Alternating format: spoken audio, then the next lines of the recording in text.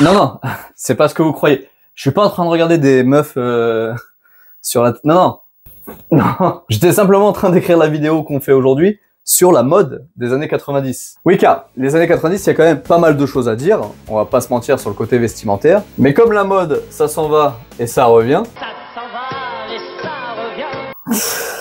Ça part déjà en couille. Donc je disais, la mode, ça s'en va, ça revient. Et actuellement, on retrouve pas mal d'éléments qu'on avait déjà dans les années 90. Du coup, je me suis dit, est-ce qu'on ferait pas une vidéo sur la mode? En plus, je suis quand même le mieux placé pour en parler. Pas du tout. La preuve, voici ma dégaine quand j'avais entre 10 et 12 ans. Ça fait mal, hein? Ah oui, ça fait mal. Du coup, préparez-vous, on va faire un petit voyage temporel dans les années 90 et revoir ensemble, les dégaines qu'on avait. Parti doc. On retourne dans le passé.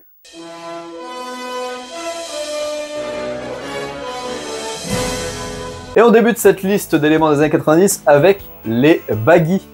Est-ce que tu te souviens des baggy? Ah, les pantalons baggy. Je sais même pas si à l'intérieur, tes jambes sentaient le jean. D'ailleurs, je crois que tu pouvais même mettre 15 personnes à l'intérieur, ça posait pas de problème. Et en deuxième position, on a les combinaisons en denim, ou en jean, si tu préfères. Non mais regardez-moi ça. Il y a que du jean. En haut, en bas, du jean partout. Jean, jean, jean.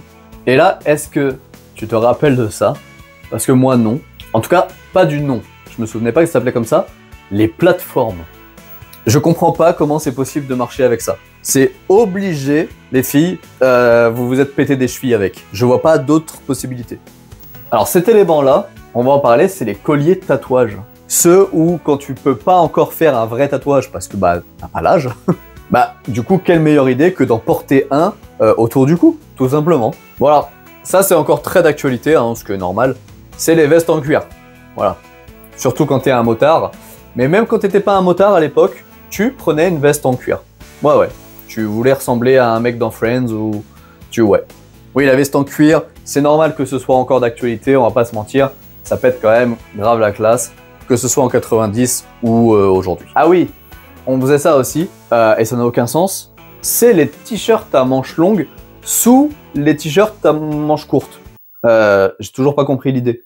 Et est-ce que tu te rappelles de ce genre de lunettes? On en avait tous. Pourquoi? Parce qu'il y a eu la mode Matrix qui est arrivée fin 90. Et tout le monde voulait ressembler à Neo en fait. Regardez-moi la classe qu'on a avec ces lunettes. Non mais sérieux, tu vas dans la rue, c'est sûr, tu peux pas croiser l'agent Smith. Alors pareil, très à la mode en 90, je crois que ça l'est toujours un peu aujourd'hui, la casquette à l'envers. Ouais, bien pratique pour se protéger du soleil, on va pas se mentir. Le prochain élément, je suis dégoûté, j'ai toujours pas réussi à en trouver une belle comme je veux. Donc je patiente. Mais de quoi est-ce qu'on avait besoin quand on avait besoin de ranger nos cartes Pokémon, notre Game Boy, nos 10 francs que tu avais eu en monnaie à la boulangerie? Qu'est-ce qu'on avait besoin? Une banane, évidemment. Ben oui. On pouvait mettre tellement de trucs à l'intérieur. Et il y avait tous les styles. Tu pouvais vraiment trouver tout ce que tu voulais. S'il vous plaît, rendez-nous les bananes. Bon, en vrai, il y a encore plein de trucs. Hein. Je pourrais faire une liste 1000 fois plus longue. Mais tellement de trucs, regardez. Salut vous. Mais un truc dont il faut aussi qu'on parle, qui était très présent à l'époque, qui aujourd'hui a disparu, et heureusement, je pense, parce que c'était vraiment de très mauvais goût, c'est les bandanas. Alors les bandanas, on pouvait les porter soit autour du cou, soit sur la tête, ou même directement à la ceinture. Voilà, c'était quand même multitâche. Et j'ai pas tout dit encore, hein. Comme je vous disais, je pourrais faire une liste bien plus longue. Et surtout, le plus important de tout, c'était qu'il fallait que ce soit coloré. Plus il y avait de couleurs, mieux c'était. De toute façon, c'est simple. Soit t'es habillé en jean, soit t'es habillé en coloré. Mais quand je dis coloré, c'est coloré. Hein. C'est genre jaune, bleu, vert turquoise, bleu saumon. Voilà, des couleurs qui n'existent pas sur tes fringues. Et voilà, on a fini notre petit tour d'horizon de la mode des années 90.